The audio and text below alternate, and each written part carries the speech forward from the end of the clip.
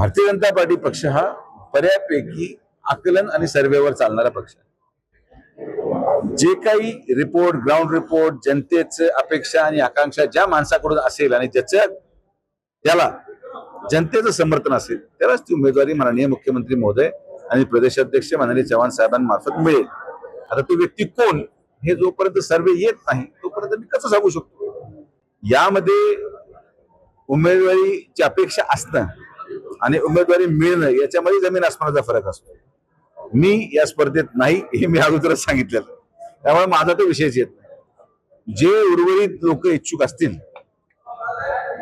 मला वाटतं त्यांनी व्हावं, कार्यकर्त्यांना वाटतं त्यांनी व्हावं, पण जनतेला जर वाटत नसेल तर तो निर्णय माननीय मुख्यमंत्र्यांनी घ्यावा.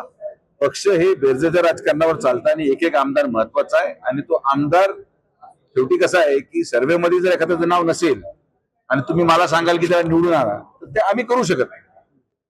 जनतेच्या मनाचा आणि जनतेच्या मताचा सन्मान होणं आवश्यक आहे. जनते त्याचं नाव घेईल तेच नाव मुख्यमंत्री महोदयांकडून येईल मला खात्री आहे.